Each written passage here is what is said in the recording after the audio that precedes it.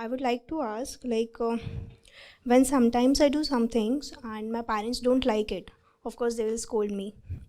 So sometimes the matter goes too far and they hurt me. Like, and then I don't talk back to them. I've never done that till yet, so I feel like if I talk back now, it will hurt them.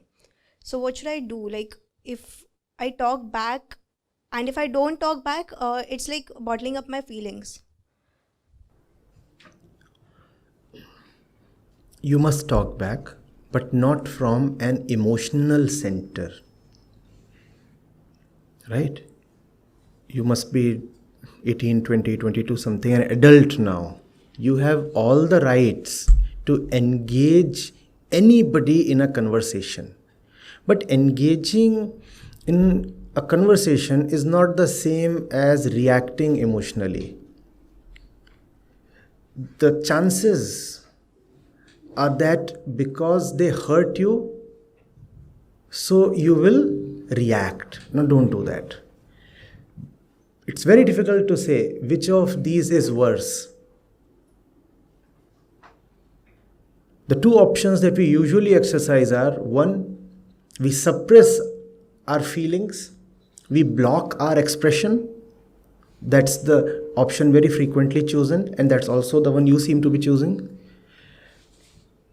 And following this particular option, there is the other one in which there is an explosion due to continued suppression. When you suppress your feelings and your instincts for too long, one day they will explode. And when that explosion comes, you know how the sight of an explosion looks. You only have debris all around. Things shattered and scattered.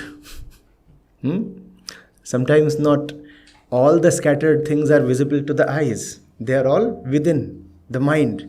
And there is so much toot-foot. What has happened? Look at the faces, and you can know just by looking at the faces of the members of the family. There has been a civil war just an hour back. So, we all must, you all must rather, as young people, learn to engage your parents and your seniors and your teachers, right? In India, somehow, the culture has been of authority and silence. Authority from the senior side and silence from the junior side. And the direct blowback has been that a lot of the current generation is now becoming extremely disrespectful and disregardful, precisely because they have not been engaged, instead being asked to just shut up. And you cannot have a person shut up till eternity. So now you have people look at the kind of manners and the etiquette that they display. And then the parents are horrified. So are the teachers. The kids of this generation, they just know no respect. Look at how they misbehave with their elders. But then it was the responsibility of the elders to teach their kids or their students where behavior must come from. Not how they should behave, but from where they should behave. So I started my response by saying that you should not behave from your reactive emotional center. If you feel strongly like bursting out in a particular moment, that is just not the moment to open your mouth. Withdraw. Equally, you cannot stay withdrawn forever. So when you know that it's the right time, then speak up. At a time and place of your choice, respond. That's what they say in the military. When somebody attacks you, obviously he would be attacking you at a time and at a place where you are weak. That is not the time to engage the enemy. Of course, I am not saying that parents or teachers are enemies. Just, raising a very broad and loose analogy. So you do not just react then and there, though you'll be feeling very angry, right? And an army truck was going and it has been ambushed. But hey, this is not the point to engage them. Engage them as little as possible and just save your response for a better time. Because at that moment you will be afraid, you will be angry, you will be hurt from your feeling of being offended. Very hurtful words will arise. And the mind is a strange thing. It remembers all the nonsense. 2 hours of a hurtful conversation will be remembered over 2 decades of a relationship. That's how the ego operates. 2 decades of mother-daughter relationship, the ego will choose to just keep aside. And it will repeat to itself those 2 hours, when not even 2 hours, it does not last that long usually. 20 minutes. Those 20 minutes of bombardment. And every single word, hurt, abuse will be not only remembered but magnified. Your mother said something in 2 words. The memory will remember it as 2 sentences. Even casual glances will be remembered as weapons in sarcasm. She was not just looking at me. She was using her eyes as weapons. There was so much sarcasm and taunt in the way she glanced at me. And that's all the work of the ego, right? So do engage your parents. Figure out what is really happening and then talk to them. It's an art. It's an art. When you read the old wisdom stories belonging to the sages or the gurus or the Buddha, often you come across something very curious. The student comes up and asks a question, and the teacher does not respond at all. Sometimes the teacher responds after an entire year. He waits for the right conditions to develop. He knows that any explanation at this moment will be futile. And then after 1 year he says, now this is the answer to the question you had then asked. The teacher is hardly ever seen in a hurry to provide explanations, because if you are a real teacher, a teacher of life, it is not your job merely to give explanations. You want to take the student to a solution, not merely explain it, but actually solve it.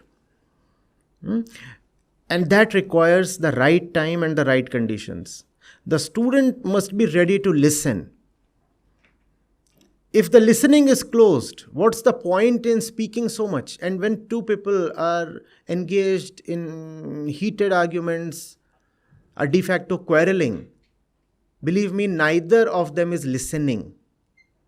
And if that fellow is not listening, why are you speaking so much to him? You are speaking so much. You are speaking beyond what is needed to be spoken.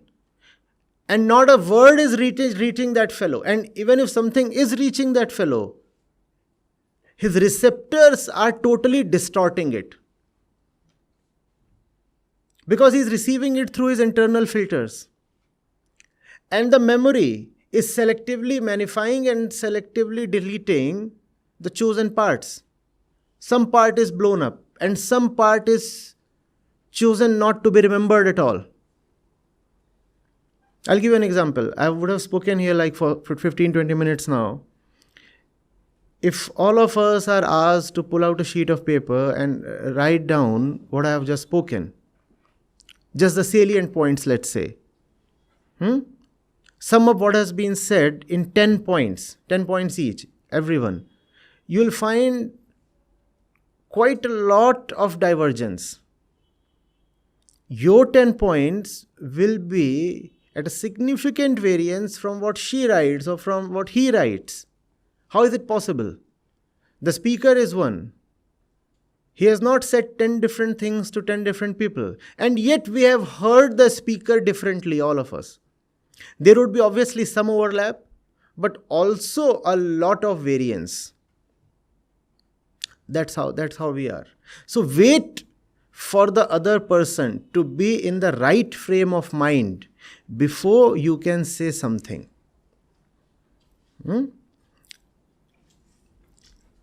These two things, if you can get rid of, and that applies to everybody, not just to you as a person. I'm not. It's a general answer. Reactiveness and emotionality, and I'm stressing more on that, seeing that I'm speaking to a girl, to a woman. The way Prakriti, physical nature, has made the two genders, and then later on the way we are conditioned by the society and the education and the various influences, girls turn out to be more emotional and more reactive.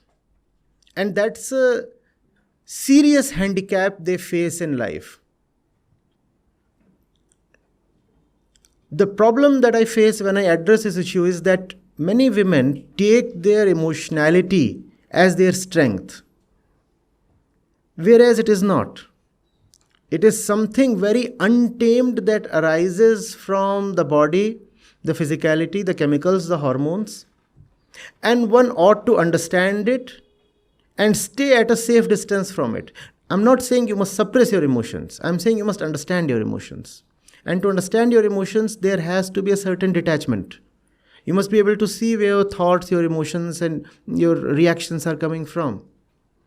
If you'll not be able to see that, in spite of all the liberalism and all feminism, life can still be very hard on one particular gender. Unfortunately, we have come far from days of open and socially accepted oppression. But still, the scales are not even. They are tilted in favor of one gender and against one particular gender. I do not want girls to suffer. And the one who causes them to suffer is both outside of them and inside them. Outside of them are the blind forces of patriarchy and body identification and materialism and all that. And inside of the woman, the forces of her physicality, they are the ones that cause her to suffer. Those forces are present within men as well. When I'll speak to men, I address that. But right now, since I'm speaking to a woman, it becomes very important. Do not locate your enemy just outside of yourself. Probably a bigger enemy is lurking within. And that enemy is your own emotions, your own tendency to quickly react. And a lot of that has to do with insecurity as well. because we do not educate and raise our girls well and wisely enough. So they are left feeling helpless, powerless, and therefore insecure. And when you are insecure, then you will be even more emotional and even aggressive. When you are afraid within, then you become violent in many ways, explicit and implicit. Do not let all that happen to you.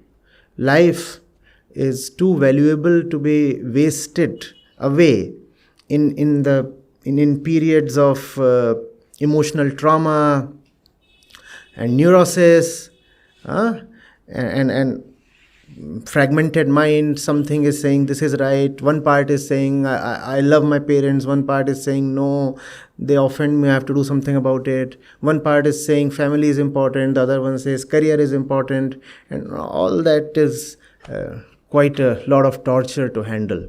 Do not let that happen. That's the reason why wisdom literature is essential and more important for women than for men. Because they are the ones who stand to lose more, who are more often than not the targets of aggression. Therefore, they are the ones who must have more centered minds. Make sure you do not get lost in the material and consumerist forces, and that you pay adequate attention to setting your mind right. Sort it out and keep it centered.